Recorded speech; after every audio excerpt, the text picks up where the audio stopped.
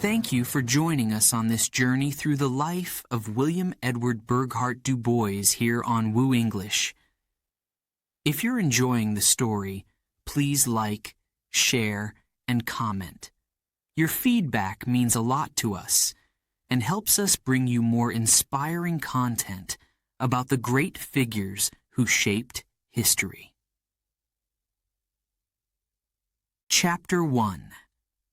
Born into a Divided World. The year was 1868, and the echoes of the Civil War still lingered in the streets, in the fields, in the very air of America. Though the chains of slavery had been broken, the weight of racism and segregation hung heavy over the land. In the small, quiet town of Great Barrington, Massachusetts, a baby boy was born. William Edward Burghardt Du Bois. To some, it might seem that he was born into a place untouched by the violence of the South. Great Barrington was a town where black and white families lived side by side. There were no plantations here, no overseers with whips. But the divisions were still there, hidden beneath smiles and polite greetings. For young William, the world was a confusing place. He was a child of promise, born free, but not truly free. His family wasn't wealthy, but they valued education above all else. His mother, Mary Sylvina Burghardt, was determined that her son would grow up with the knowledge and tools to shape his future, to rise above the barriers society placed before him. William's father, Alfred, left the family when he was still an infant. A shadow, absent and cold, loomed in William's heart where a father should have been. But his mother's fierce determination filled that gap. She worked tirelessly, doing whatever she could to support her son and ensure he had the chance to learn, to read, to grow. Even as a boy, William's mind was hungry, always searching for more. He was bright, exceptionally bright, and the people around him noticed. His teachers marveled at his intellect, at the way he absorbed knowledge like a sponge. He was different from the other children, not just because of the color of his skin, but because of his fire. There was something in him, a spark, a need to question, to challenge, to understand the world. But the world wasn't kind. One day, as William walked through the streets of Great Barrington, a simple game with neighborhood children turned sour. A young white girl, her face twisted in a sneer, refused to accept a valentine from him, a small paper heart, innocent and pure. She snatched it away with disgust and hurled cruel words at him. William stood frozen, the paper heart fluttering to the ground like a broken dream. That moment would stay with him forever. The sting of rejection, not just of him, but of his race, his identity. That was the first time he truly understood the weight of being black in America. Though the chains of slavery were gone, new chains, invisible and insidious, still bound him. They were chains of prejudice, of hatred, of a society that refused to see him for who he was, but instead for what he represented, a threat to the fragile order they had built. Would he allow those barriers to break him, or rise above them? His mother, sensing his sadness, spoke words that would carry him through the darkest days. "You are meant for greatness, William. Don't let them tell you otherwise." And so, with those words etched into his heart, William pressed on. His hunger for knowledge only grew stronger. At school, his teachers saw his potential and encouraged him to reach higher, to aim for the stars. He read every book he could find, diving into the works of Shakespeare, studying history, philosophy, and science. The world opened up before him in those pages, and he knew. He knew that education was the key. It was the only way to rise above the shackles of racism, the only way to break free from the narrow world he was born into. But even in school, he faced barriers. He was often the only black child in his classes, and though many of his white classmates respected his intelligence, there were others who whispered behind his back, their eyes full of jealousy and hatred. Yet William never wavered. He knew he had to be better, had to prove himself, had to work twice as hard for half the recognition. He began to dream. Dream of a world where black men and women could walk freely, with dignity and respect. A world where the color of his skin didn't define him. But he also knew that such a world didn't yet exist. He would have to fight for it. As he grew older, his ambitions outgrew Great Barrington. He knew he couldn't stay in this small town forever. There was a world out there, a world of ideas, of debates, of struggles, and he wanted to be a part of it. He wanted to change it. The people of Great Barrington, both black and white, gathered around him in support.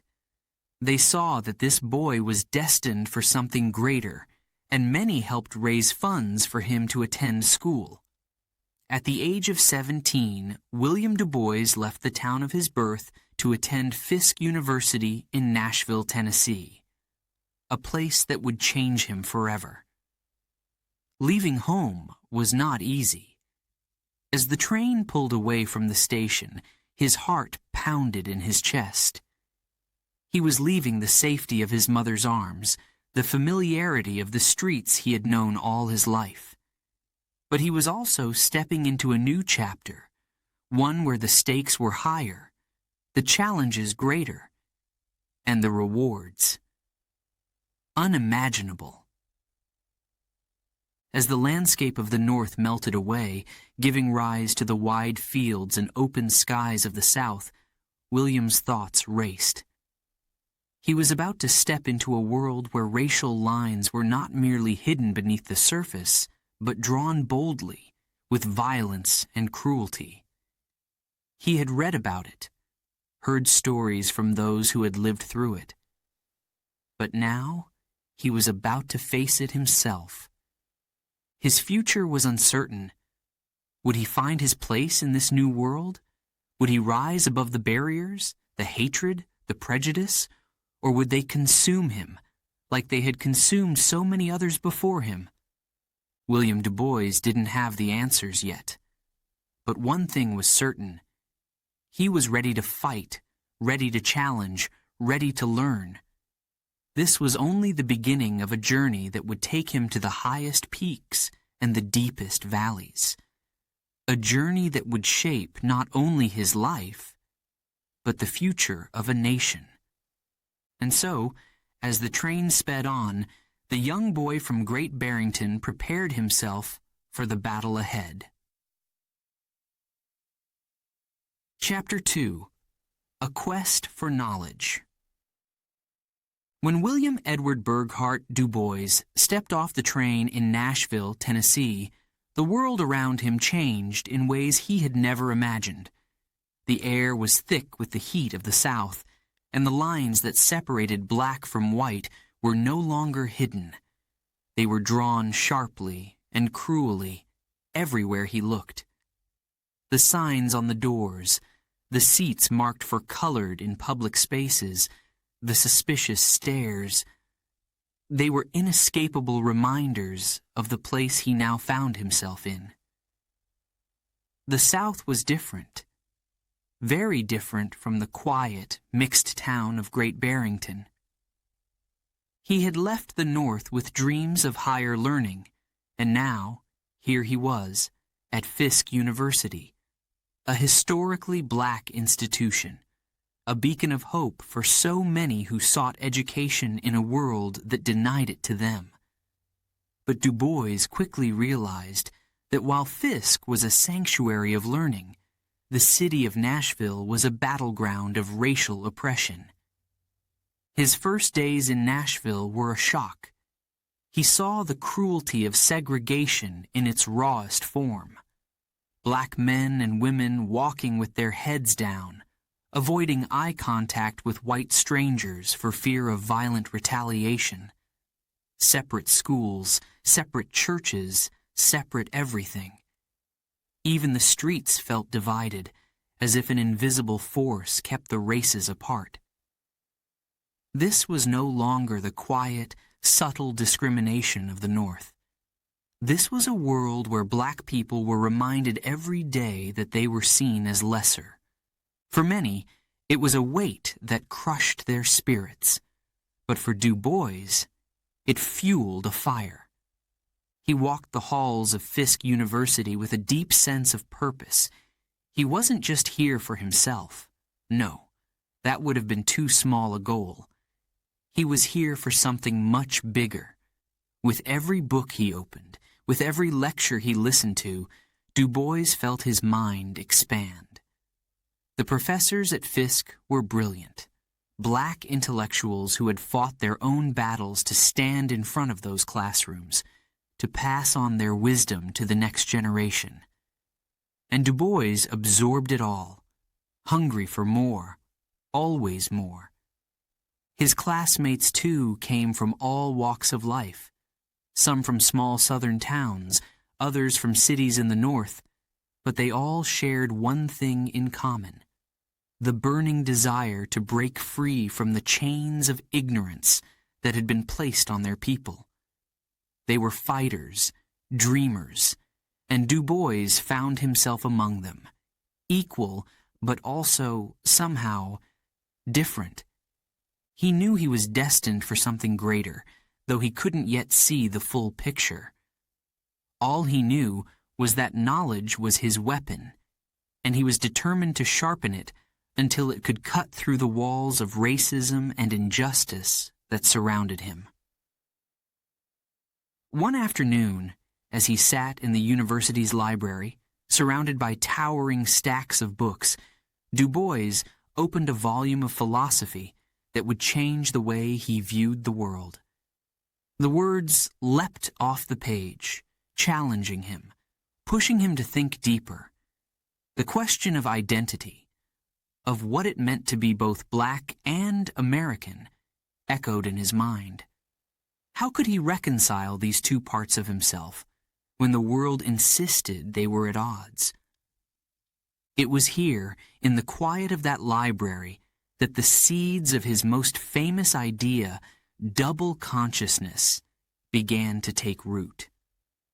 The idea that black Americans were always seeing themselves through the eyes of others, through the lens of a society that devalued them. It was an idea that would haunt him, that would drive him, and that would one day shake the world when he wrote about it in the souls of black folk. But for now, he was still a student, still searching for answers. Fisk University was a sanctuary, yes, but it was also a place that opened his eyes to the harsh realities outside its gates. The more Du Bois learned, the more he realized how much work lay ahead. The walls of segregation were high, and the forces of white supremacy were strong. Could education alone tear them down? Could knowledge truly set his people free? One evening, after a long day of classes, Du Bois attended a meeting of Fisk students who were planning a protest. The administration had been slow to address the needs of the black students, and the frustration was building. The air in the room was tense. Voices were raised, fists clenched. The students were tired of waiting, tired of being patient. They wanted action. Du Bois listened quietly at first, observing the passion in the room. He understood their anger. He felt it too. But as the discussion grew more heated, he stood up and spoke. His voice was calm, measured, but it carried weight. Education is not just a path to personal freedom, he said. It is a weapon we must wield with care. We are not just fighting for ourselves. We are fighting for the generations that will come after us. We must be smart. We must be strategic. Change will not come easy, but it will come. His words struck a chord.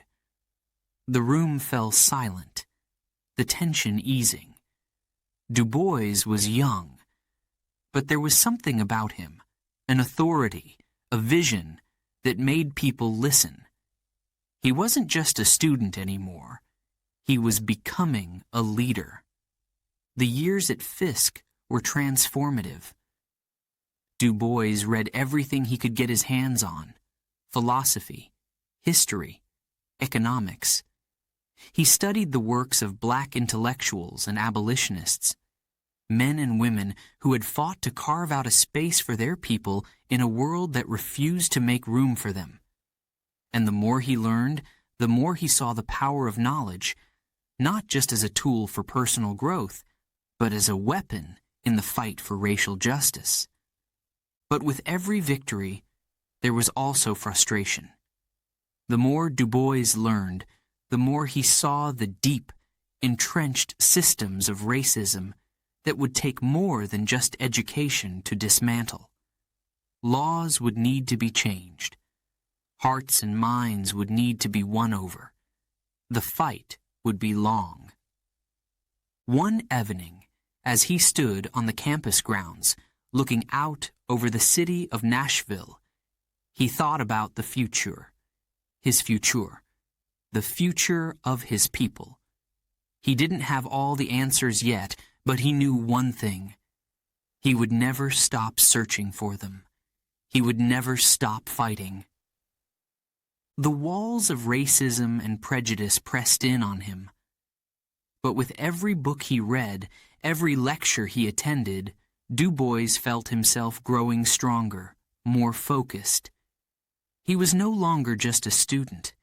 He was becoming a scholar, a thinker, a warrior in the battle for civil rights. As his time at Fisk drew to a close, Du Bois knew that this was only the beginning. His quest for knowledge would take him further still, to Harvard, to Europe, and beyond. But the lessons he learned at Fisk, the harsh realities of Southern segregation, the power of education, the strength of community, these would stay with him forever. And so, with his head held high, William Edward Burghardt Du Bois left Fisk University. His journey was far from over. In fact, it had only just begun.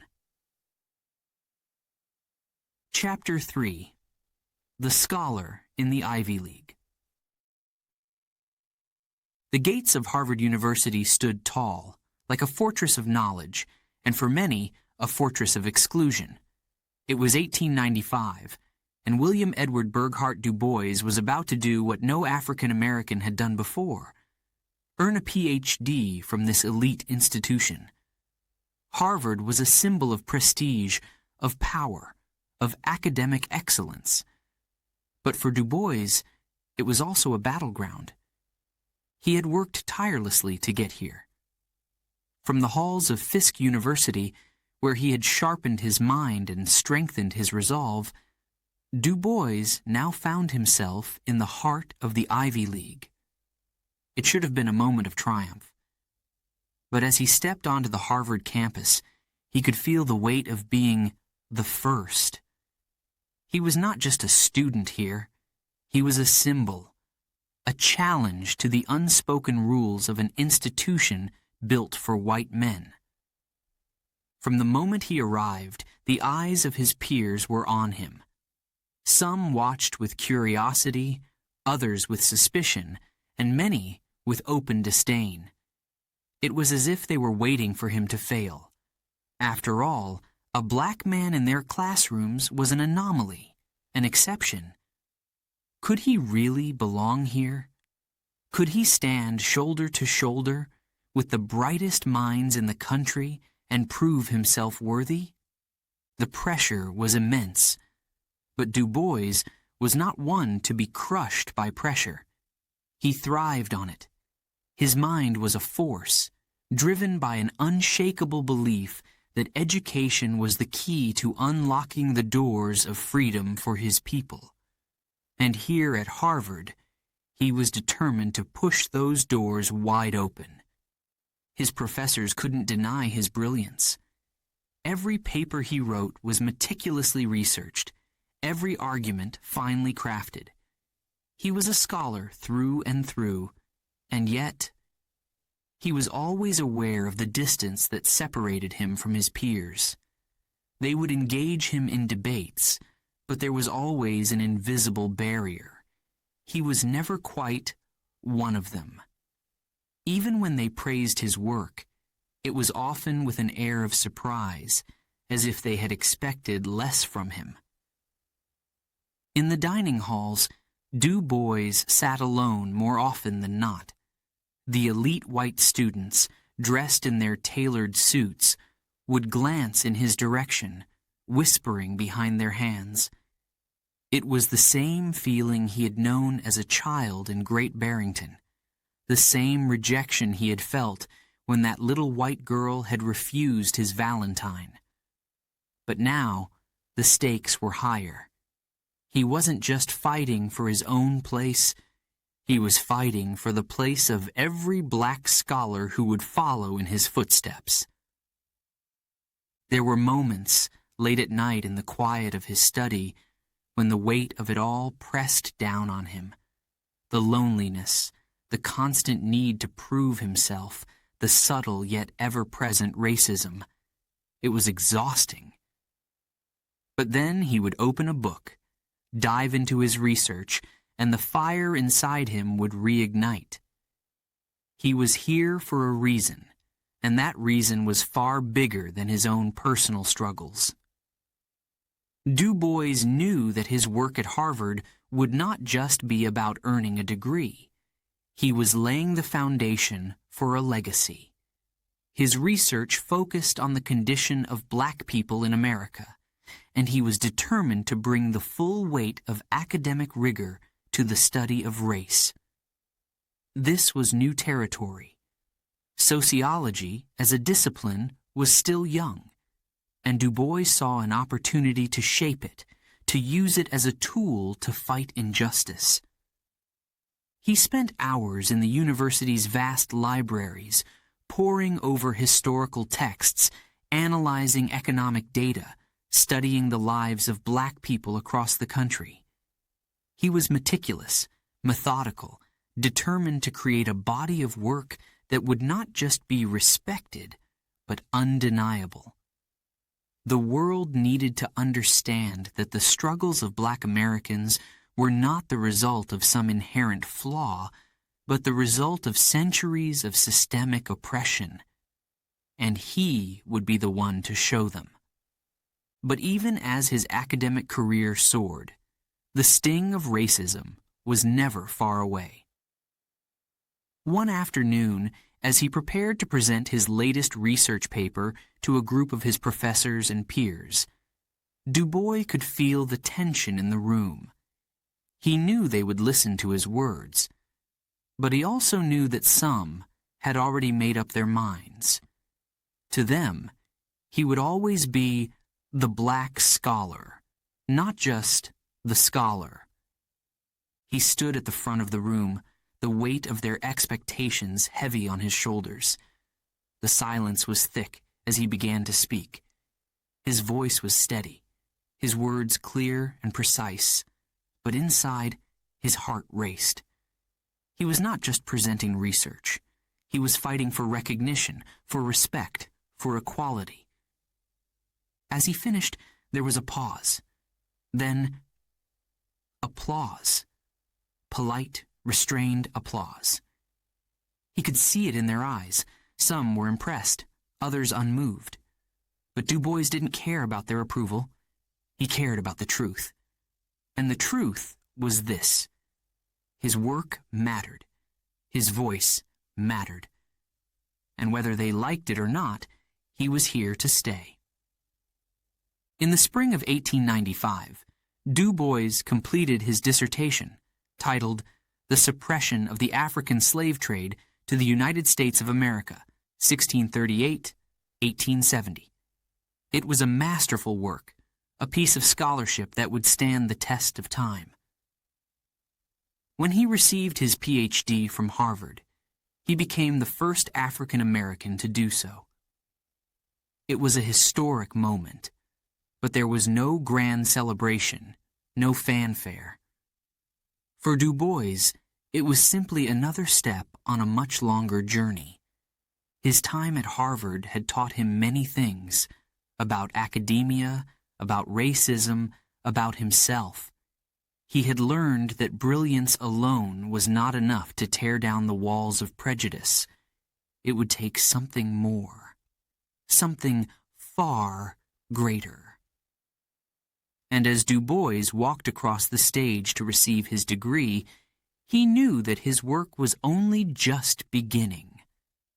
Harvard had shaped him, yes, but it had also shown him the limits of what even the most prestigious institutions could offer.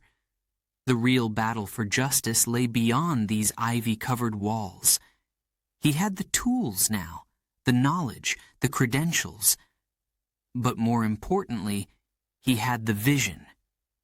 A vision of a world where black men and women could walk with their heads held high, where their contributions to society would be recognized, not as exceptions, but as equal to anyone else's. As he left Harvard behind, Du Bois was filled with a sense of purpose. The path ahead would not be easy. He would face more challenges, more rejection, more obstacles, but he would also create something new, something that no institution, no amount of racism could take away from him. He was more than just a scholar. He was a warrior, and the battle for civil rights was only just beginning. Chapter 4. The Souls of Black Folk. The year was 1903, and America was still reeling from the deep wounds of its past. The Civil War had ended decades ago, but its ghosts lingered, haunting the streets, the classrooms, and the very souls of its people. It was a time of racial segregation, of lynchings, of deep, simmering hatred that divided the nation. And into this turbulent world, William Edward Burghardt Du Bois unleashed a storm of words that would shake the very foundation of America's understanding of race. The Souls of Black Folk. This was more than a book. It was a challenge, a mirror held up to the face of a nation that had long refused to see itself clearly. Du Bois, with his sharp intellect and passionate heart, laid bare the inner lives of Black Americans, exposing not only their suffering, but their strength, their dignity, and their unbreakable spirit.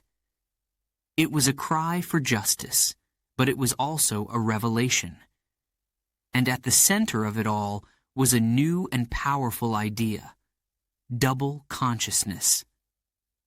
Du Bois' pen was his weapon, and with it, he introduced the world to a concept that resonated in every corner of the Black experience: double consciousness. The feeling of always being two things at once. To be Black and American, yet never fully accepted as either. It was the sensation of looking at oneself through the eyes of a racist society, of being constantly aware of how you were perceived, judged, and diminished by the world around you. Du Bois had felt this all his life, the sting of rejection in Great Barrington, the pressure of being the first at Harvard, the subtle and not-so-subtle reminders that no matter how brilliant he was, no matter how much he achieved, there were those who would never see him as equal. And now, he was giving a name to this feeling, putting words to the experience that so many Black Americans shared but had never been able to fully express. The history of the American Negro, Du Bois wrote, is the history of this strife, this longing to attain self-conscious manhood, to merge his double self into a better and truer self. It was a simple idea, but one that carried the weight of centuries. Black Americans, Du Bois argued, were not simply victims. They were warriors in a battle for their own souls, fighting not only against the forces of racism, but against the temptation to see themselves through the eyes of their oppressors. The souls of black folk hit like a lightning bolt. It was both beautiful and brutal in its honesty. Du Bois did not sugarcoat the pain of being black in America. He did not shy away from the harsh realities of segregation, poverty, and violence.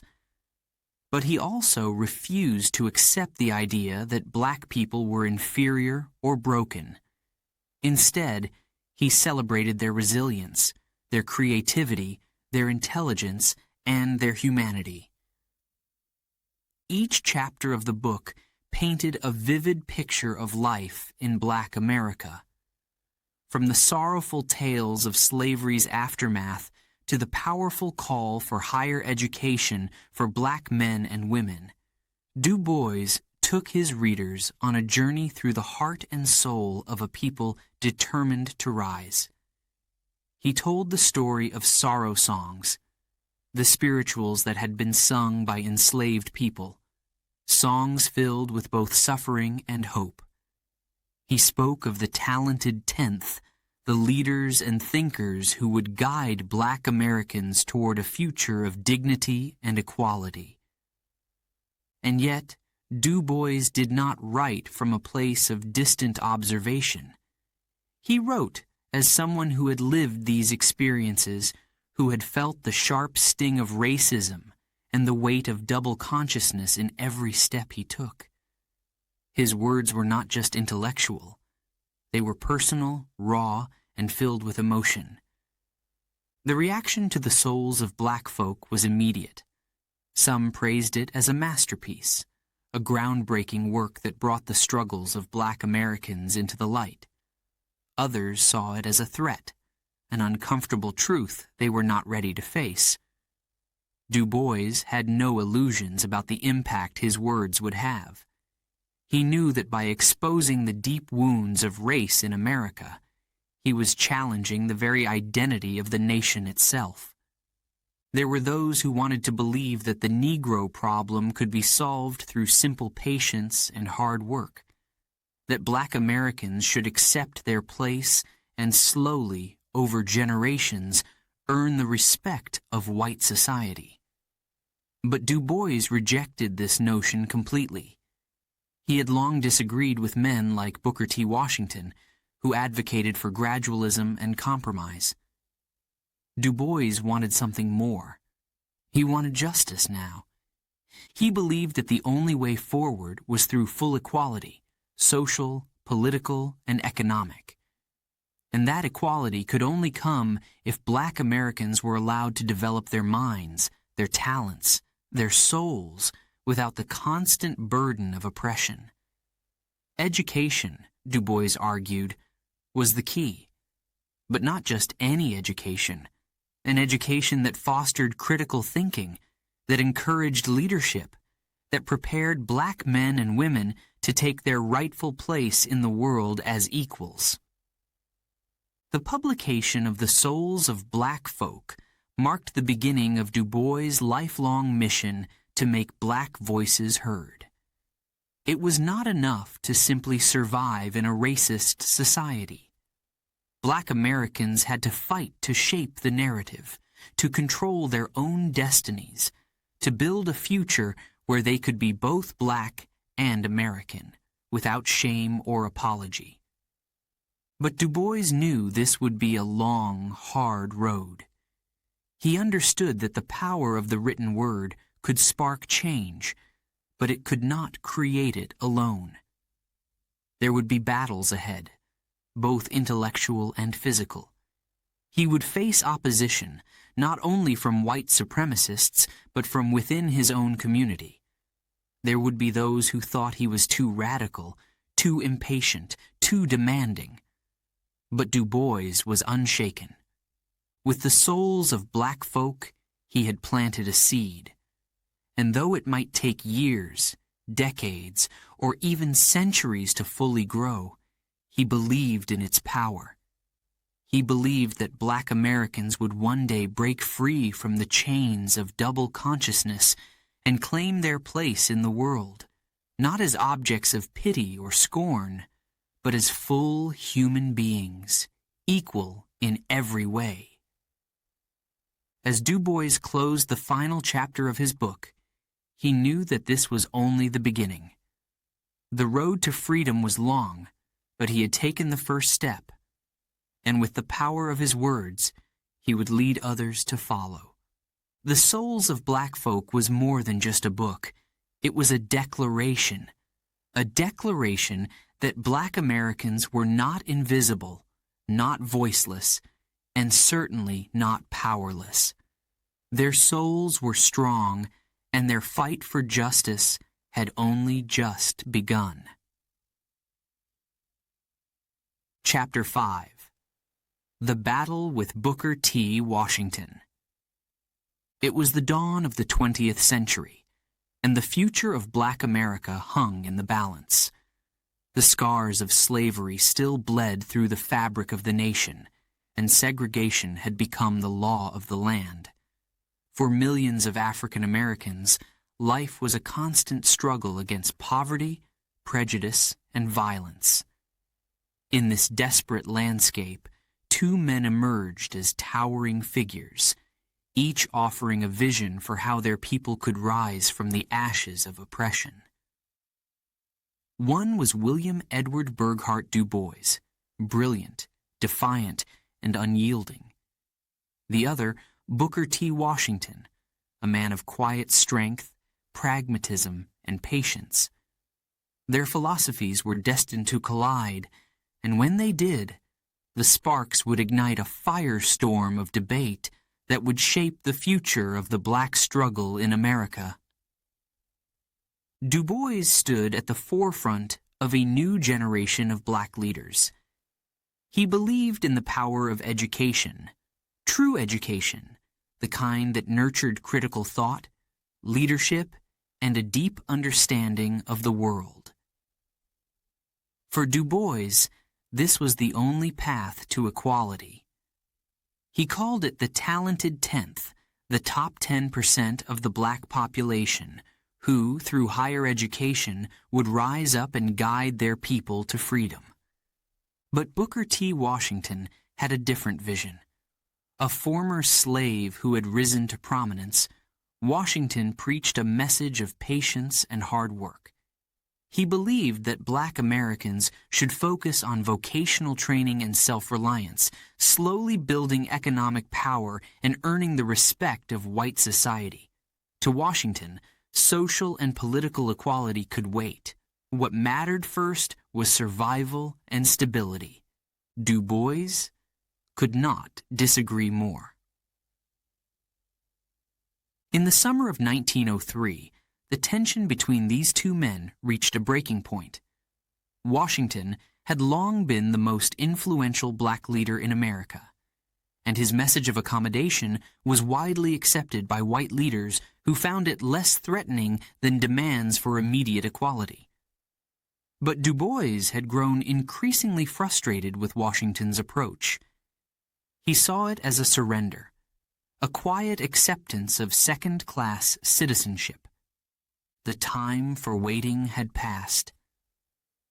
Du Bois believed that black Americans could not afford to wait for white society to grant them freedom. They had to demand it, through protest, through higher education, through leadership. Anything less, he thought, was a betrayal of their potential and their dignity. The philosophical clash between these two giants was not just an intellectual debate. It was personal. Du Bois saw Washington's influence everywhere, from politics to philanthropy, and it infuriated him. Washington's famous Atlanta Compromise speech, delivered in 1895, had called for Black Americans to cast down their buckets where they were, to accept segregation and focus on building skills and economic power. White leaders praised the speech, and Washington became a celebrated figure. But to Du Bois, the speech was nothing less than a capitulation, a deal with the devil that sacrificed true equality for temporary safety. Du Bois believed that Washington was selling his people short. In his mind, Washington's strategy encouraged Black Americans to settle for less when they deserved much more. How could they ever achieve true freedom if they were taught to accept their place as laborers and craftsmen rather than as thinkers, leaders, and citizens? Du Bois saw no path to freedom in this. He wanted nothing less than full political, social, and educational equality, and he wanted it now. In 1903, Du Bois fired the first shot. In his essay, The Talented Tenth, he argued passionately against Washington's vision. He wrote, "The Negro race, like all races, is going to be saved by its exceptional men. These exceptional men, scientists, scholars, artists, would rise above the circumstances of segregation and lead their people into a new era." For Du Bois, this was not just a call for education, but a call for revolution, a revolution of the mind. The battle lines were drawn, and the debate soon became public. Washington, who had the support of powerful white allies, believed that his approach was the only realistic way forward. He had built Tuskegee Institute from the ground up, and his philosophy of industrial education had helped countless Black men and women gain the skills needed to survive in a hostile world. To Washington, it was about pragmatism, about doing what was necessary to protect his people from the wrath of Southern racists who were all too eager to crush any hint of rebellion. But Du Bois wasn't satisfied with survival. He wanted something more. In his mind, Washington's approach was too passive, too willing to accept injustice. Du Bois had seen the horrors of Southern segregation up close, and he believed that the time for patience was over. His voice, sharp and unrelenting, called for protest, for defiance, for a refusal to accept anything less than full equality. The tension between these two men was not just a conflict of ideas. It was a reflection of the broader struggle within the Black community. Some saw Washington as a wise leader, guiding his people through dangerous waters with caution and skill. Others looked to Du Bois, seeing in him a vision of boldness and courage, a refusal to bow to the forces of white supremacy. The clash between Du Bois and Washington would define the next generation of the civil rights movement. For Du Bois, the fight for equality could not wait. He believed that Black Americans must strive for the highest levels of education and political engagement, or they would forever remain on the margins of society. He argued that Washington's approach kept Black people in a position of submission, while Du Bois envisioned a future where they could stand as equals in every aspect of life. The battle was fierce, and neither man would back down. Washington, with his steady, measured tone, continued to preach the value of patience, of building economic power before demanding social change. Du Bois, with his fiery passion, called for immediate action, for Black Americans to rise up and claim the education, the leadership, and the dignity that was rightfully theirs.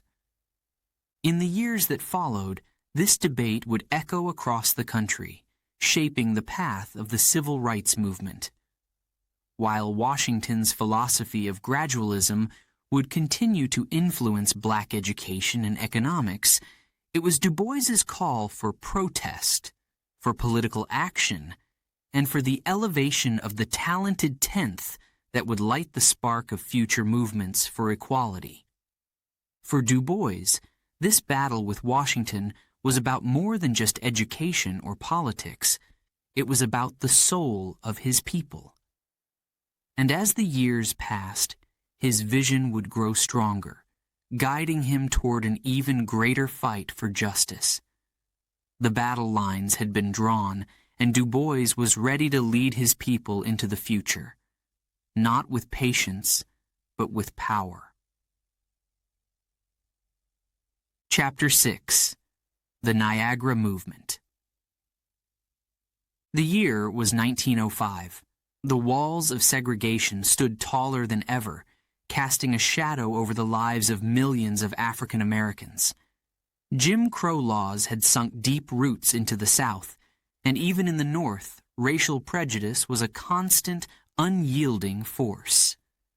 Black Americans were being denied the right to vote, denied access to quality education, denied the very humanity they fought to claim.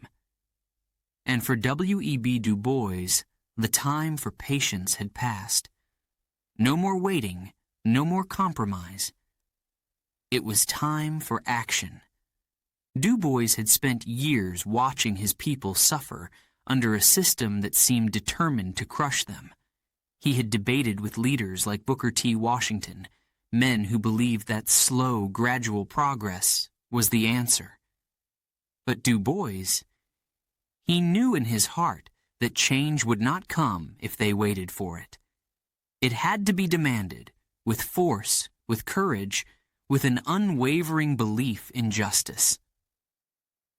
In the summer of 1905, Du Bois gathered with a group of like-minded men on the Canadian side of Niagara Falls. Why Niagara? Because in the United States, no hotel would rent to a group of black men. But this setback did not stop them. They crossed the border, their hearts full of hope, their minds filled with purpose. This was the birthplace of something new, something bold, something that would shake the foundations of American racism. The Niagara movement was born in that quiet yet powerful moment. It was a small group, only 29 men, but their mission was monumental. They stood like the mighty Niagara River, determined to carve a path through the hard rock of discrimination. The sound of the rushing falls became their anthem, a symbol of the unstoppable force they would become. They were ready to fight for political equality, for the right to vote, for access to decent education and fair employment. And they would not be silenced. Du Bois, with his sharp intellect and unrelenting spirit, emerged as the voice of this movement. His speeches crackled with urgency. His words flowed like the river itself, fast, powerful, and impossible to ignore. He believed deeply that black Americans had been patient long enough. They had been told to wait, to accept their place at the bottom of society, to earn their rights through hard work and humility. But Du Bois knew the truth.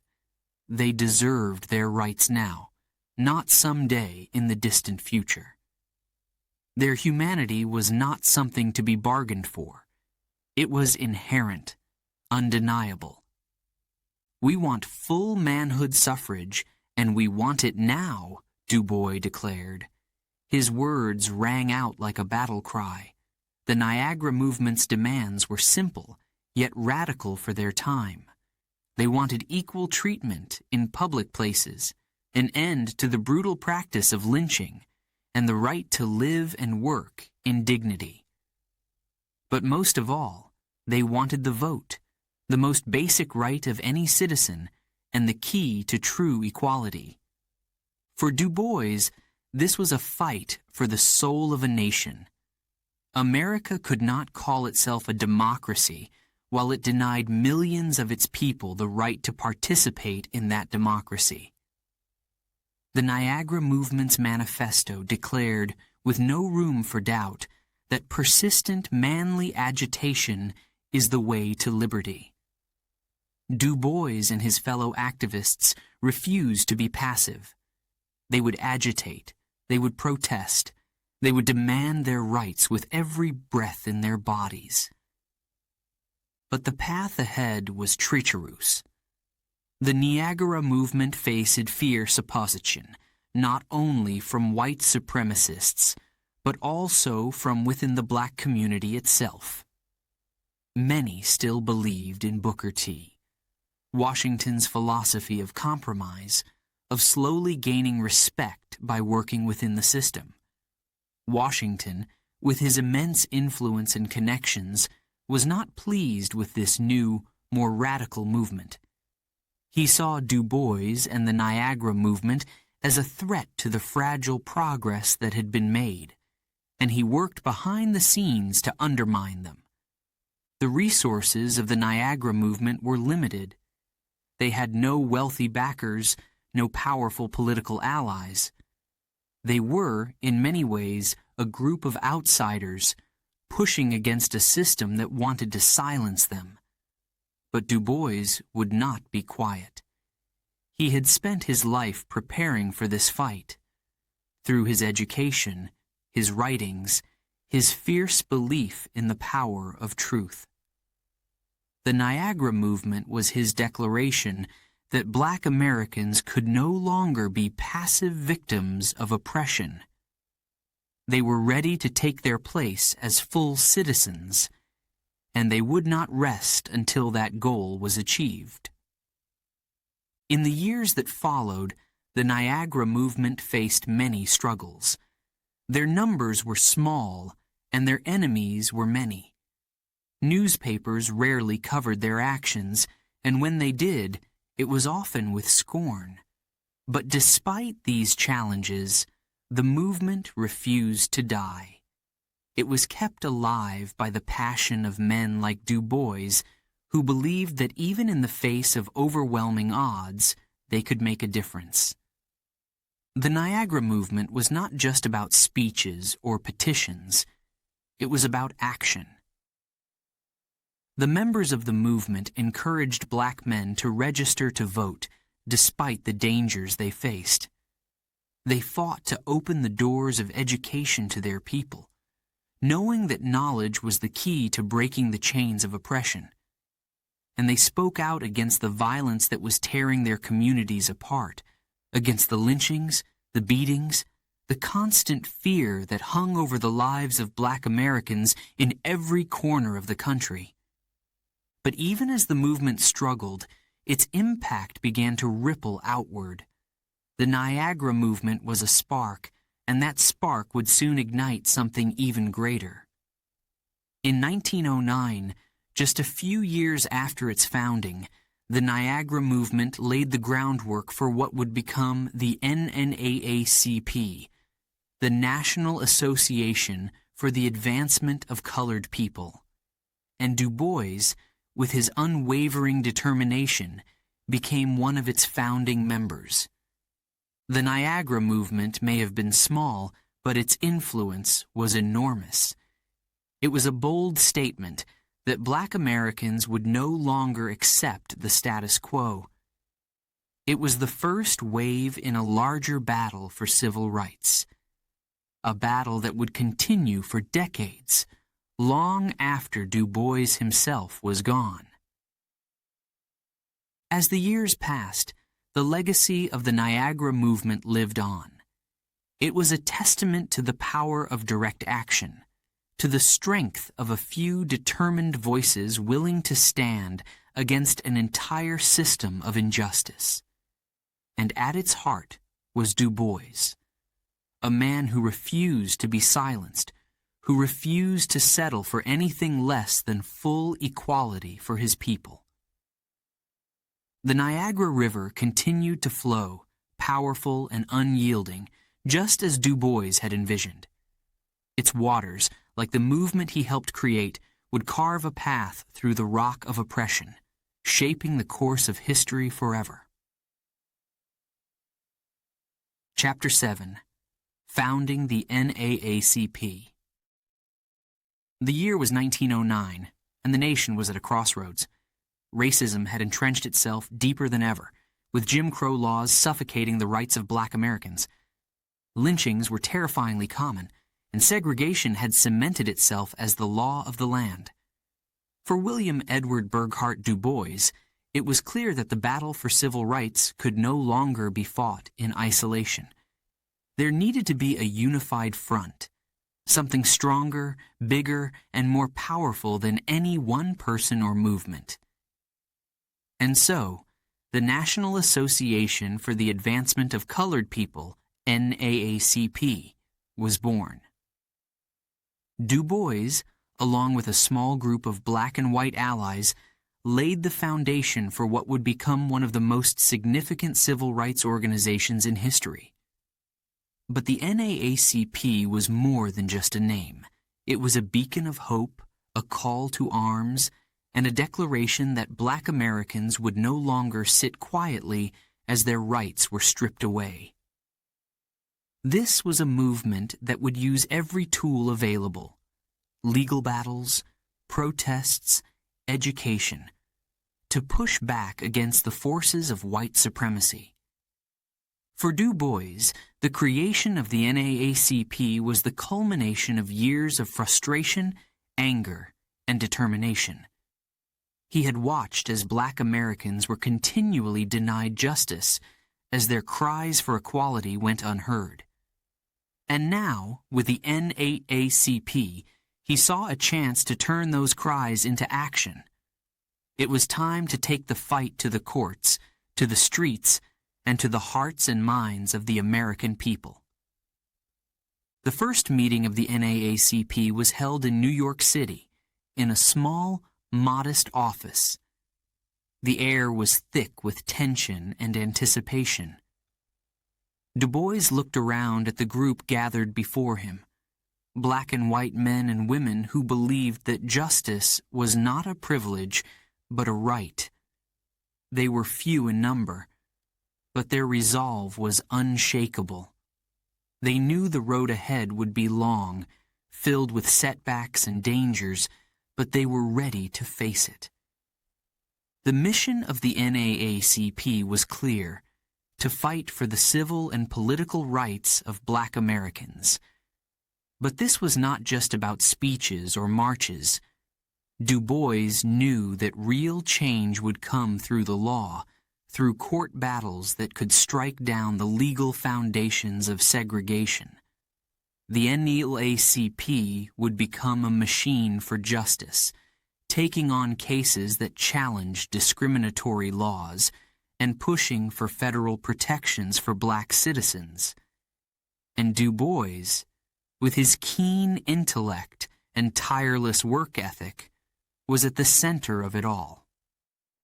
But the NAACP needed a voice, something that could carry its message far beyond the walls of its offices. And so, in 1910, Du Bois became the editor of The Crisis, the organization's official magazine. The Crisis was more than just a publication. It was a platform, a rallying cry, a weapon in the fight for equality. Every article Du Bois wrote was filled with passion, urgency, and a thunderous demand for change. Du Bois used his pen like a sword, cutting through the lies and myths that had been used to justify the oppression of black people.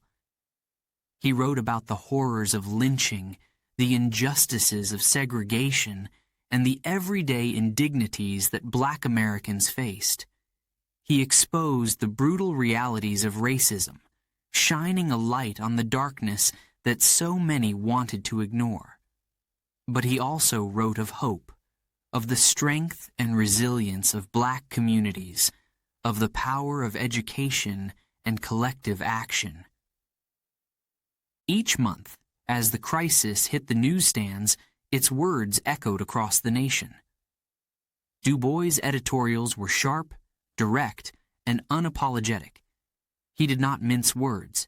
He called out white supremacy for what it was: a poison eating away at the soul of the nation. And he demanded, with every sentence, that America live up to its ideals of freedom and justice for all. The magazine became a lifeline for black Americans. It gave them a voice in a world that had tried to silence them. It told their stories, celebrated their achievements, and gave them the courage to keep fighting. The crisis became the heartbeat of the NAACP, and Du Bois was its pulse. But the fight was far from easy. The NAACP faced intense opposition from both sides. White supremacists saw it as a threat, and attacks against the organization and against Du Bois himself were common. Letters filled with hatred poured into the NAACP's office. Threats of violence were constant. But Du Bois stood firm. He had never been one to back down in the face of danger. His resolve only grew stronger with every attack. Even within the black community, there were disagreements. Some believed the NAACP was too radical, that it was moving too fast, demanding too much. Others thought it wasn't doing enough. The tension between Du Bois and Booker T. Washington's followers remained, with Washington's supporters arguing for a more gradual approach to equality. But Du Bois had no patience for gradualism. He wanted justice now, and he wasn't afraid to push for it. The price of this fight was heavy.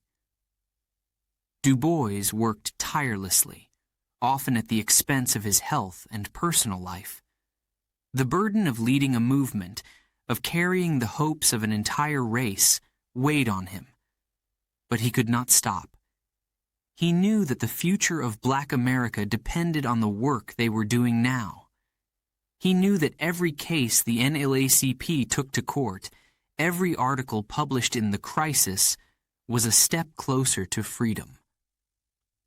One of the NAACP's greatest victories came in 1915, when the Supreme Court ruled in Ginn v. United States that Oklahoma's Grandfather Clause, which had been used to disenfranchise black voters, was unconstitutional. It was a major win, a crack in the wall of segregation that the NAACP had vowed to bring down. Du Bois celebrated the victory, but he also knew that it was only the beginning. The fight for civil rights was far from over. As the years passed, the NAACP grew in size and influence. It became a cornerstone of the civil rights movement, a symbol of resistance and hope. And Du Bois, through his work with the organization and the crisis, became one of the most powerful voices of his generation. But the road ahead was still long, and the price of progress was steep. For Du Bois, the fight for justice was a lifelong commitment, one that would continue to shape his legacy long after he was gone. The NAACP was his creation, his weapon in the war against injustice, and through it, he would change the course of history. Chapter 8. The Fight for Peace in a War-Torn World. The world was on fire. It was 1914, and war had swept across Europe like a storm, leaving destruction in its wake. World War I would soon pull America into the fray, and William Edward Burghardt Du Bois, ever the keen observer of global events, watched as the world descended into chaos. But it was not just the war itself that troubled him. It was the deep contradictions the war exposed in his own country. black men were being called to serve in the military, to fight for a nation that denied them their most basic rights. They were being asked to risk their lives for a country where lynching still occurred, where segregation was the law, and where they were treated as second-class citizens. Du Bois wrestled with a question that weighed heavily on his mind. How could black soldiers fight for democracy abroad when they did not have it at home? Du Bois was a man of great intellect, but he was also a man of action. He believed in the power of unity, and when America entered the war in 1917, he made a controversial decision. In the pages of The Crisis, the magazine he edited for the NAACP, Du Bois penned an essay titled Close Ranks. It was a call for black Americans to put aside their grievances with the country's racial injustice and support the war effort. Du Bois urged his people to forget our special grievances and focus on the larger fight for freedom and democracy. His words struck like a hammer. Some saw it as a noble call to patriotism, a necessary step in showing the world that black Americans were loyal citizens, deserving of the full rights of citizenship. But others, they were furious. How could Du Bois ask them to forget the lynchings? How could he expect them to fight for a country that had enslaved them, oppressed them, and continued to deny them equality? The backlash was swift and fierce, and Du Bois found himself caught in the middle of a firestorm of debate. It wasn't that Du Bois didn't understand the anger. He felt it too, deeply. But he saw the war as an opportunity to show America and the world that black men could stand shoulder to shoulder with their white counterparts in the fight for democracy. He believed that if black soldiers fought bravely, they could prove their worth, and perhaps when the war was over, America would finally grant them the rights they had so long been denied. But as the war dragged on, the contradictions became harder to ignore. Black soldiers were sent to Europe, but they were often placed in segregated units, treated as inferior by their own commanders. Many were assigned menial tasks, digging trenches and performing labor, rather than being given the chance to fight on the front lines. Even in the face of death, they were still not considered equals. For Du Bois, the war revealed the deep hypocrisy at the heart of America's ideals. Here was a country that prided itself on being the land of the free, yet it continued to deny freedom to millions of its own citizens. The war was supposed to be about protecting democracy, but at home, democracy was incomplete, reserved only for those with white skin. As the bodies of black soldiers began to return home, draped in the flag of a country that had failed them, Du Bois' heart grew heavy with doubt. Had he been wrong? Should he have called for resistance instead of unity? The burden of his decision weighed on him, and he struggled with the moral complexity of the situation. He had always believed in the power of education, of reason, of fighting for change through peaceful means. But now, as the world seemed to tear itself apart, Du Bois was forced to confront the darker reality of his country's deep-rooted racism. One night, as Du Bois sat alone in his study, surrounded by stacks of letters from black soldiers and their families, he felt the full weight of his choices. Some of the letters were filled with gratitude, thanking him for his leadership and for giving them hope in a time of great uncertainty. But others were filled with bitterness. They accused him of selling out, of betraying his people by asking them to fight for a nation that did not fight for them.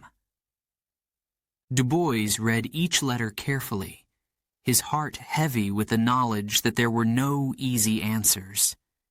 He had called for unity, but unity came at a cost. And now he was beginning to wonder if that cost had been too high. As the war came to an end in 1918, Du Bois turned his attention to the aftermath. Black soldiers returned home, expecting that their service would be rewarded with greater rights and freedoms. But instead, they were met with hostility. Race riots broke out across the country, and many black veterans found themselves targeted for violence, simply for daring to wear their uniforms in public.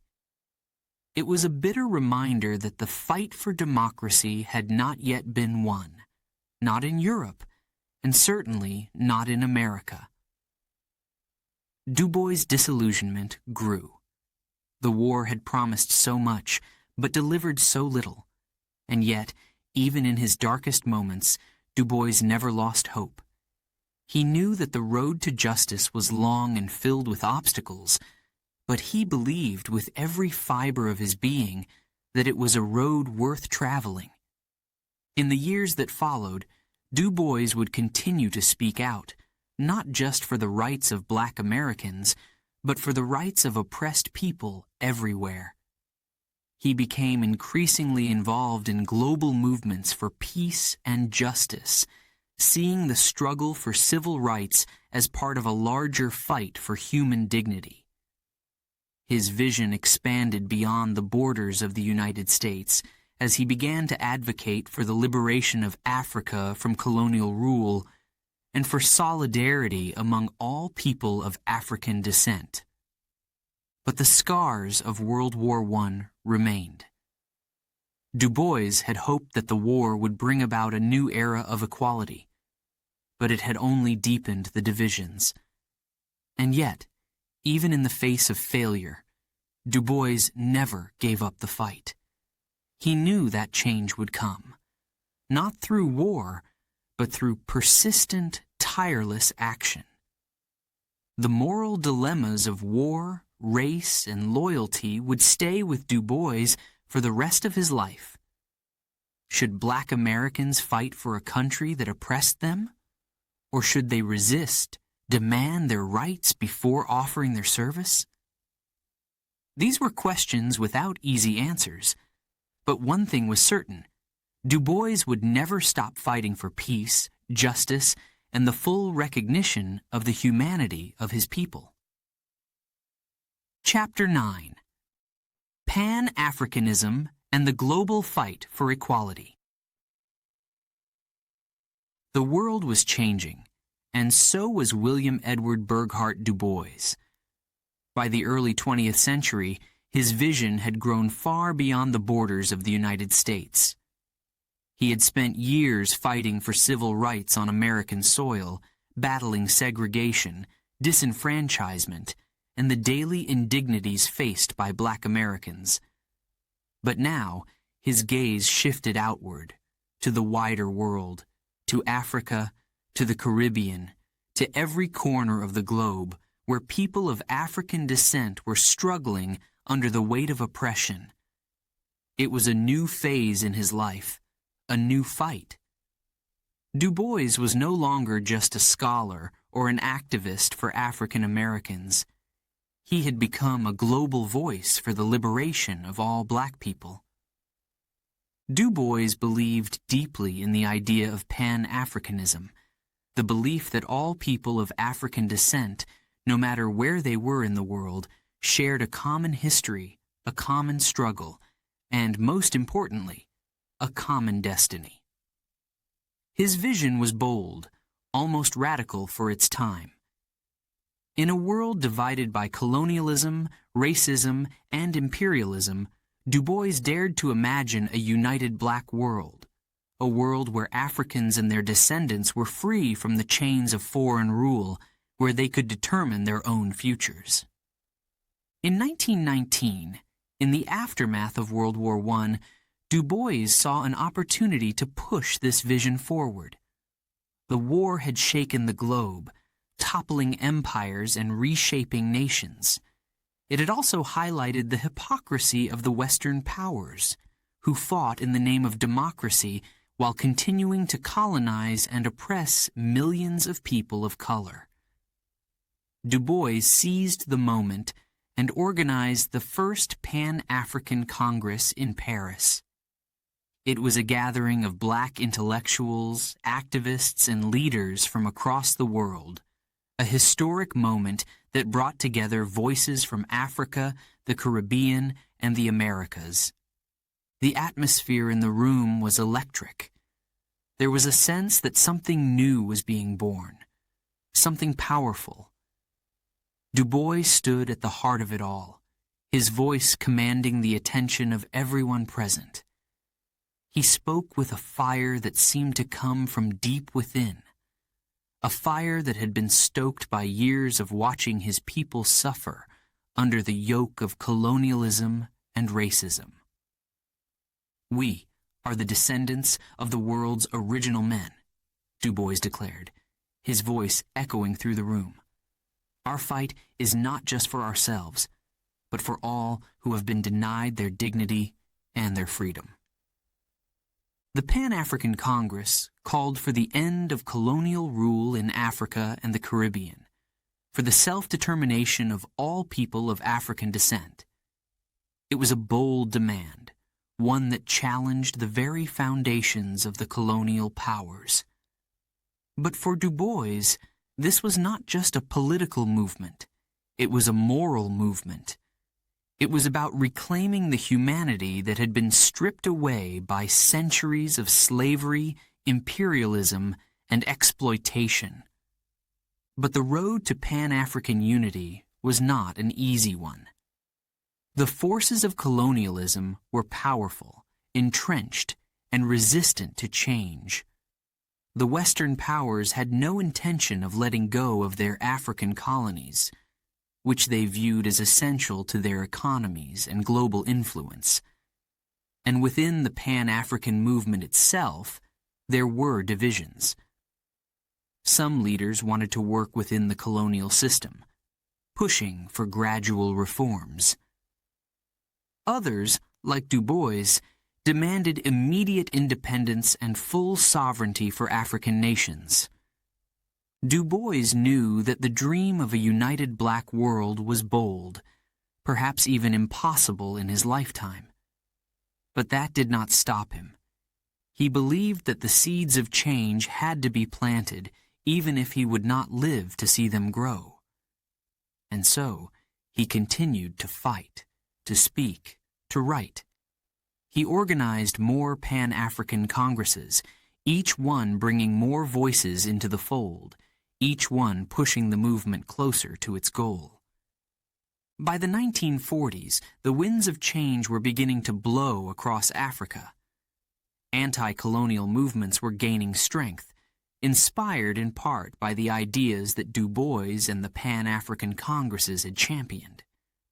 Leaders like Kwame Nkrumah of Ghana and Jomo Kenyatta of Kenya emerged as key figures in the struggle for African independence, and they looked to Du Bois as a mentor and an inspiration. In 1945, at the 5th Pan-African Congress in Manchester, England, Du Bois stood among a new generation of African leaders. He was older now, his hair streaked with gray, but his voice had lost none of its power. He called once again for the end of colonialism, for the liberation of Africa and the unification of its people. But this time, the mood was different. The movement had grown stronger, more organized. The dream of African independence was no longer just a distant hope. It was becoming a reality.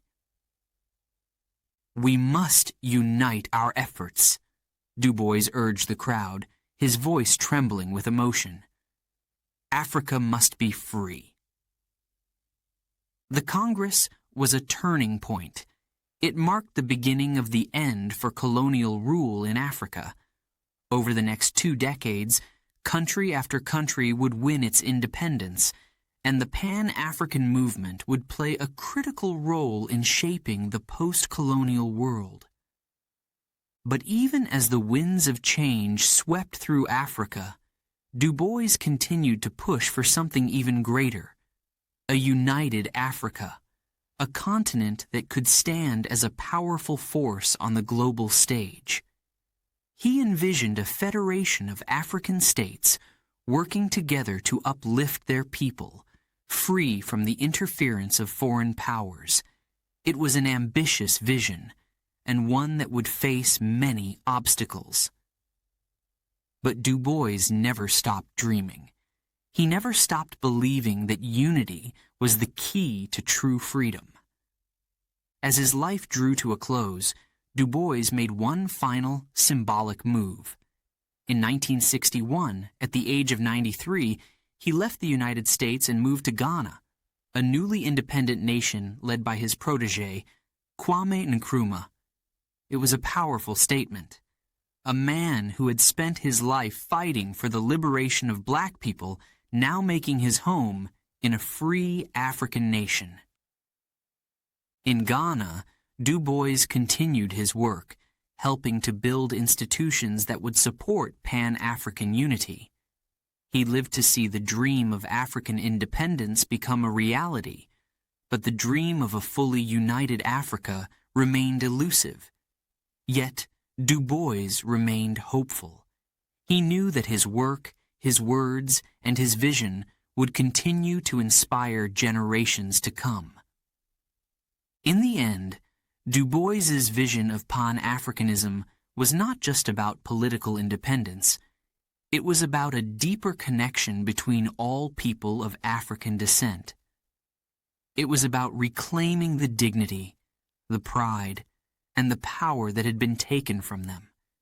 And though the dream of a united black world was not fully realized in his lifetime, Du Bois had planted the seeds of a movement that would continue to grow long after he was gone.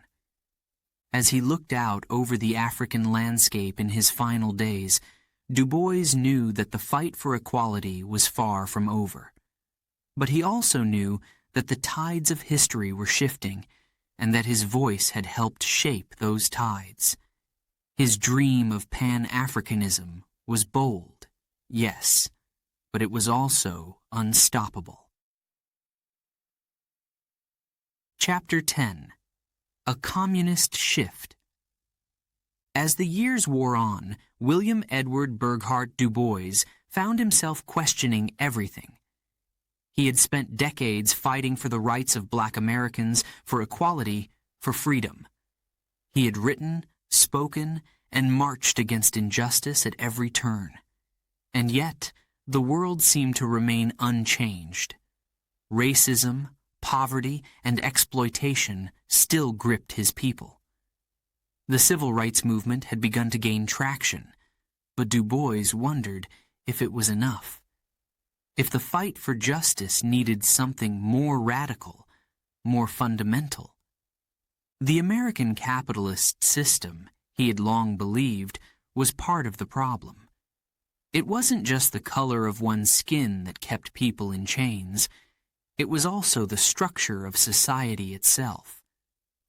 The rich grew richer, while the poor, many of whom were black, sank deeper into poverty. Du Bois saw the system as rigged, designed to benefit a select few while oppressing the masses. And so, in the twilight of his life, Du Bois began to explore new ideas, new possibilities. He turned toward socialism, and eventually, communism. It was a shift that startled many of his peers. Du Bois had always been a bold thinker, but this was different. He was no longer just challenging racism.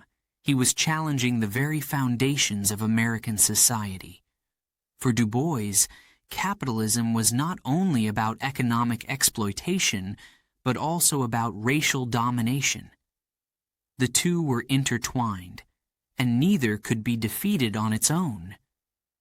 If true freedom and equality were ever to be achieved, the entire system needed to be uprooted. In the 1930s, as the world plunged into the Great Depression, Du Bois became more vocal about his views. The suffering he saw around him, the joblessness, the hunger, the desperation, only strengthened his belief that capitalism had failed. And not just in America, but everywhere.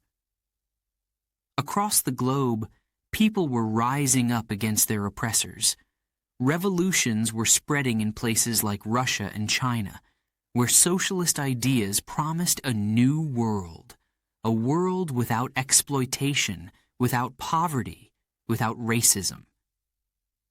Du Bois watched closely, his mind turning over the possibilities.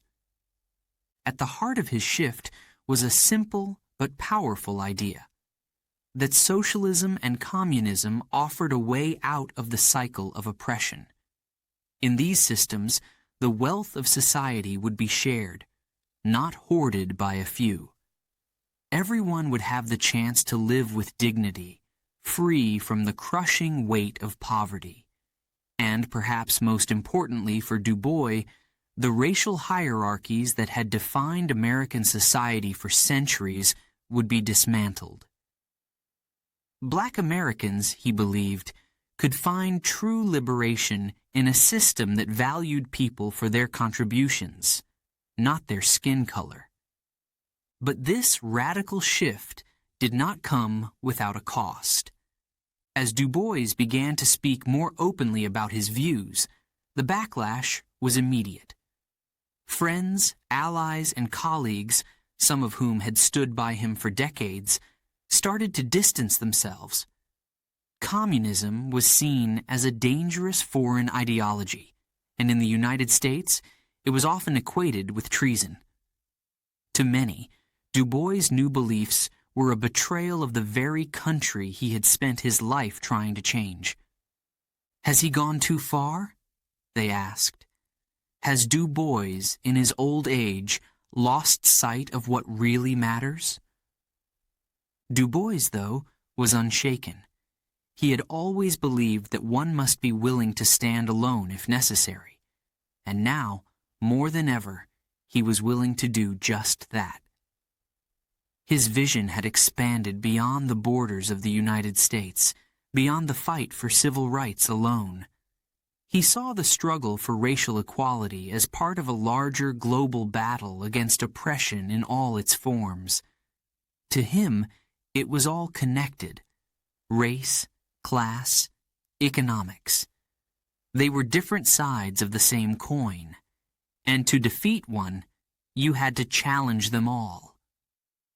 In 1950, Du Bois made a move that shocked many. He officially joined the Communist Party. At 82 years old, he was making a bold declaration. The fight for freedom could not be won within the confines of the American capitalist system. His choice was controversial, even dangerous. The Cold War was in full swing, and anyone associated with communism was seen as an enemy of the state. Du Bois was labeled a radical, a threat. The FBI kept close watch on him, and he was called before government committees to explain his political beliefs. For Du Bois, these accusations were both painful and infuriating. After all he had done, after all the years he had spent fighting for America to live up to its own ideals, he was now being treated as a traitor. But in his heart, Du Bois knew that his shift to communism wasn't about disloyalty. It was about a deeper loyalty to the principles of justice and equality. He had always believed in democracy, but a democracy that worked for everyone, not just the rich and powerful. The shift weighed heavily on him. Not because of the criticism, he had always faced that, but because of the deeper conflicts it stirred within him. Was he right? Was this the way forward? Or had he become too radical, too removed from the practical realities of the civil rights struggle? He wrestled with these questions late into the night, sitting alone in his study, his mind racing with the contradictions of the world he had spent his life trying to understand. In the end, Du Bois never wavered in his belief that socialism, and eventually communism, offered the best hope for humanity. He continued to write and speak out, even as the world around him grew increasingly hostile. For Du Bois, the fight for racial and economic justice was inseparable. He could not imagine one without the other.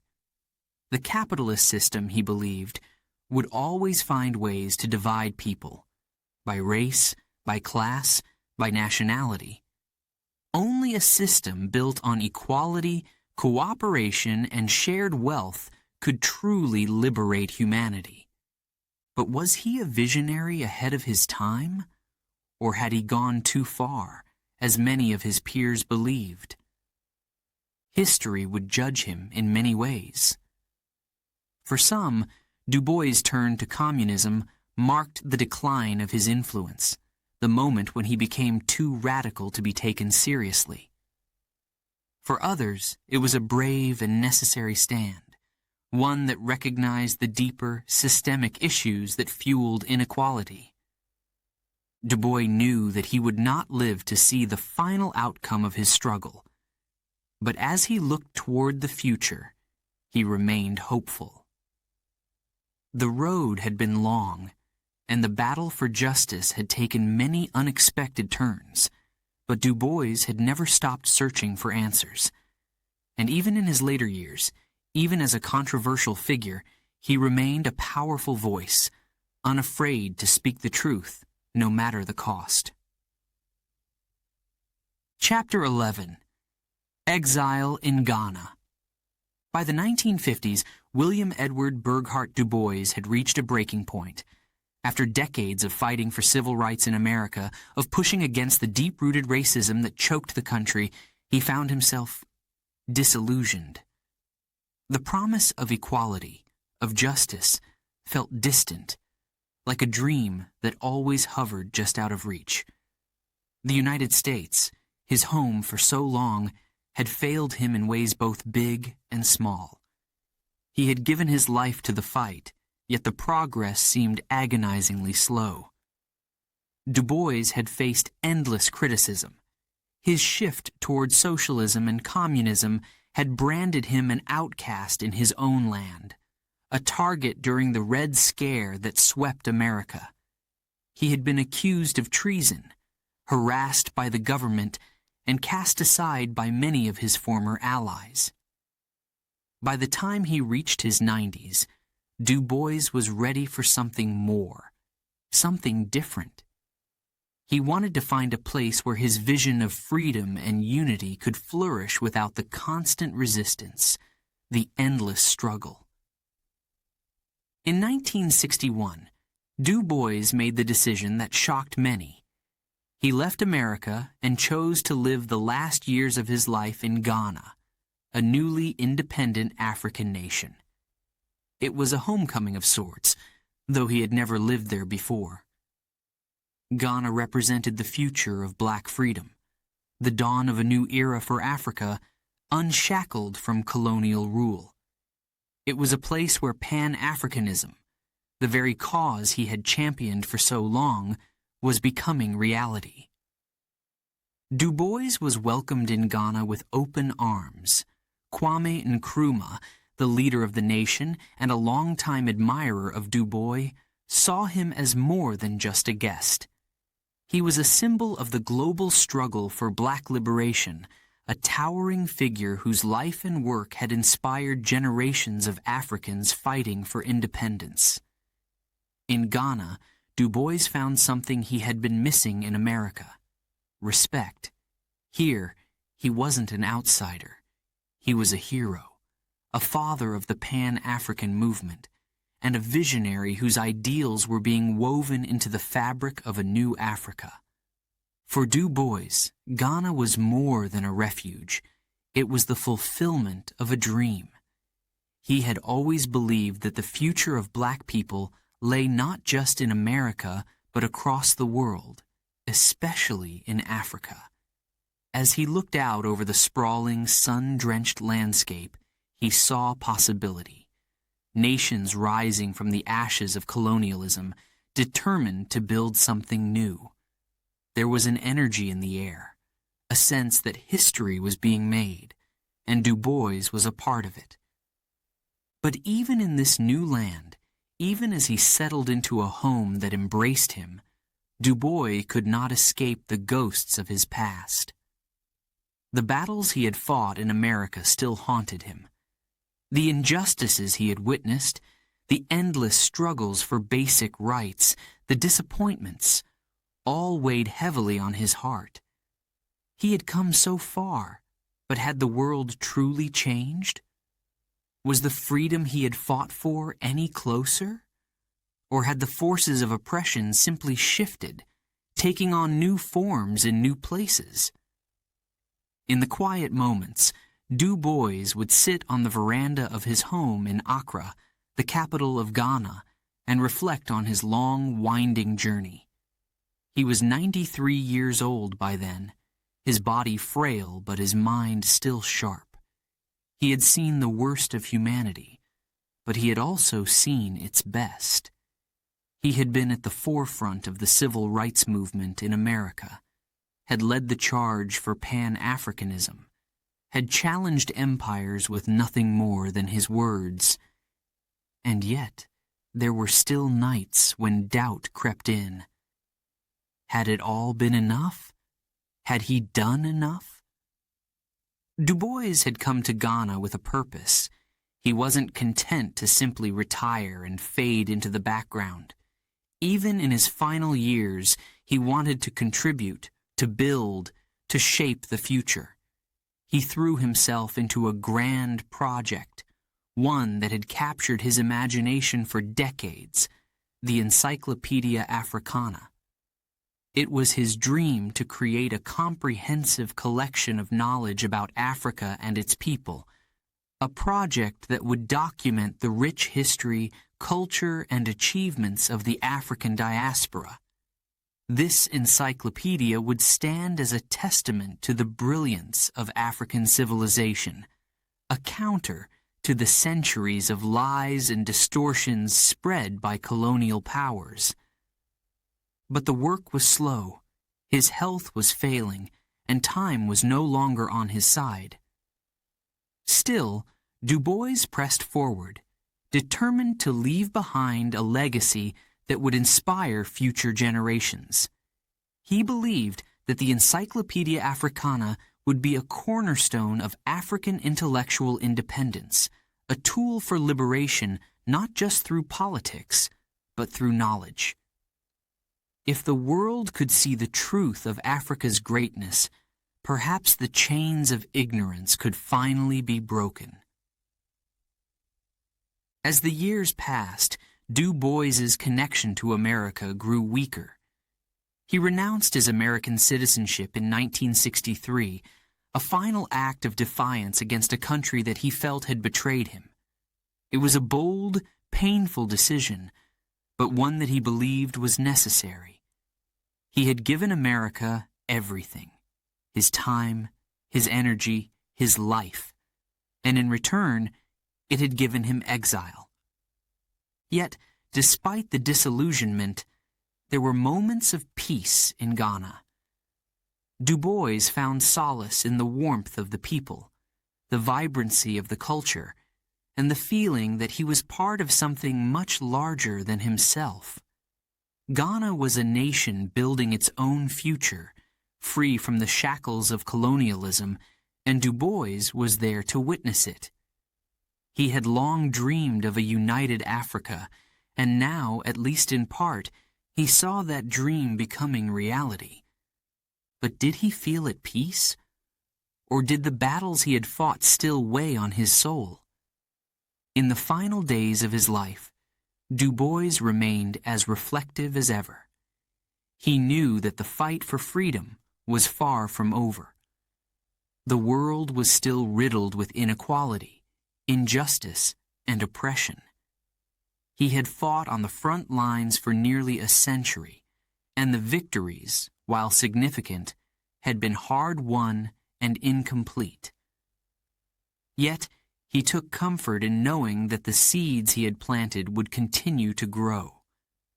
The struggle for equality and justice would go on, led by new generations who had been inspired by his work.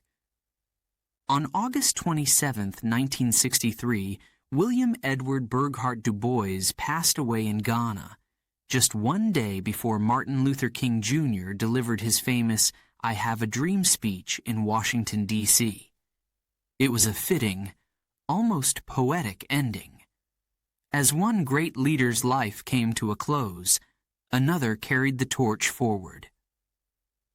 In Ghana, Du Bois found his final home, a place where his dreams of freedom and unity could live on, even as his body gave out. He had become a symbol of Pan-African unity, a man whose life and work transcended borders.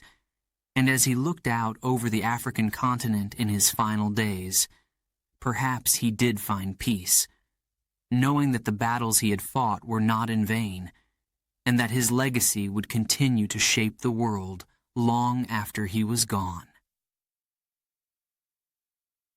Chapter 12. A Legacy of Hope and Struggle.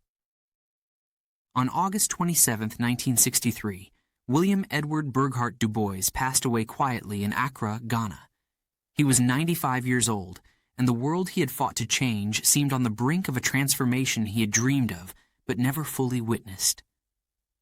Just one day later, thousands gathered at the Lincoln Memorial in Washington, D.C. for the historic March on Washington for Jobs and Freedom. As Martin Luther King Jr. stood before the crowd and delivered his iconic "I Have a Dream" speech, Du Bois's name was spoken aloud. Though his body had left this world, his spirit remained, woven into the words, the hopes, and the dreams of all who gathered there that day. Du Bois' life had been one of tireless struggle. He had battled against racism, fought for the liberation of Black Americans, and challenged the world to see people of African descent in a new light. But his story did not end with his death. His ideas lived on, in the streets, in the classrooms, in the halls of power, and in the hearts of those who continued to seek justice. His influence had reached far beyond his lifetime, shaping the civil rights movement and the very fabric of American society. Du Bois had always been a visionary, someone who looked beyond the immediate and saw the broader picture. From his earliest work, like The Souls of Black Folk, to his later writings on Pan-Africanism and socialism, Du Bois had never been content with incremental change. He believed in total transformation, a world where people were judged not by the color of their skin, but by the strength of their character, their intellect, and their humanity. In many ways, the civil rights movement of the 1960s was the culmination of the battles Du Bois had fought throughout his life. The NSEACP, which he had helped to found in 1909, had become a cornerstone of the movement, leading legal battles against segregation, disenfranchisement, and discrimination. Du Bois had laid the intellectual groundwork for much of what followed, from the desegregation of schools in Brown v. Board of Education to the broader fight for voting rights and economic equality. But Du Bois's vision was not limited to America. His belief in Pan-Africanism, his conviction that the freedom of Black people in America was connected to the liberation of Africa, had inspired a generation of African leaders. Kwame Nkrumah of Ghana, Jomo Kenyatta of Kenya, and Julius Nyerere of Tanzania all saw in Du Bois a mentor, a guide, a father of the Pan-African movement. When Ghana gained its independence in 1957, it was the first African nation to throw off the chains of colonial rule. Du Bois had lived long enough to see this dream come to life, and he spent his final years in Ghana working on his grand project, the Encyclopedia Africana, which aimed to document the achievements of African civilization. As the sun set on his life, Du Bois knew that the fight for freedom was far from over. The struggles of colonialism, capitalism, and racism were intertwined, and while victories had been won, the deeper systems of oppression still held power. But Du Bois had never been one to shy away from the long view. He had always believed that the arc of history, though long and twisted, bent toward justice, and he had played his part in bending that arc. When Du Bois passed, many wondered if his ideas would fade, if his radical calls for change would be left behind in a world that was still grappling with how to reconcile its past with its future. But his legacy proved to be resilient. His work continued to inspire scholars, activists, and thinkers around the world. In the United States, the civil rights movement marched forward, led by figures like Martin Luther King Jr. and Malcolm X, both of whom had been influenced by Du Bois's writings and teachings. In Africa, leaders of newly independent nations invoked Du Bois's dream of a united, free, and empowered continent. In the years after his death, Du Bois' influence only grew. His idea of double consciousness, the feeling of being caught between two identities, resonated with generations of Black Americans who navigated the complexities of race in America. His writings on the role of the talented tenth emphasized the importance of education, leadership, and self-determination for Black Americans, ideas that would be picked up by future movements for Black empowerment. Yet Du Bois's legacy was not without controversy. His later embrace of socialism and communism had alienated him from some of his earlier allies, and he had become a more divisive figure in the years before his death. But for Du Bois, this shift was never about ideology for its own sake. It was about finding the best way to achieve true freedom and equality for all people. He saw in socialism the potential for a world without the exploitation and inequality that had long oppressed Black Americans and the working class. Whether or not others agreed with his vision, it was clear that Du Bois had always been driven by a relentless desire to create a world where justice was not just a promise but a reality.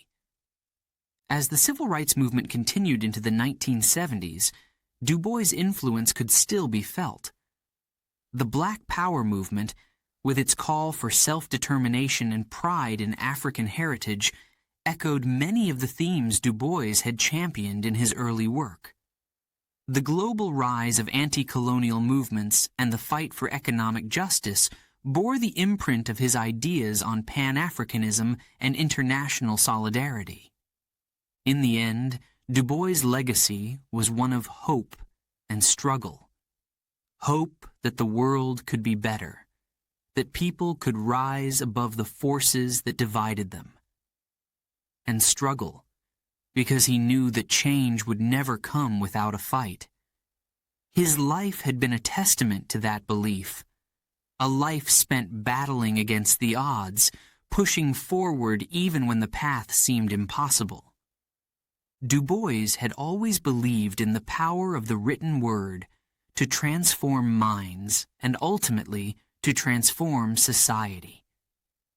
His books, essays, and speeches had become the foundation upon which future generations would build. And though he was no longer there to witness the changes unfolding in the world, his spirit remained a guiding light. As Martin Luther King Jr. stood on the steps of the Lincoln Memorial in 1963, delivering his vision of a future free from the chains of racism, Du Bois' dream lived on.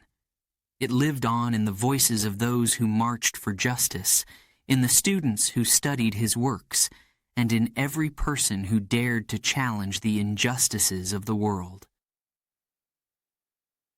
William Edward Burghardt. Du Bois had passed from this world, but his legacy was eternal. His battles had not been in vain, and his story far from over. The seeds he had planted continued to grow, and his dream of a world built on equality, justice, and freedom still inspired those who fought to make it a reality. His legacy, like his life, was one of hope and unrelenting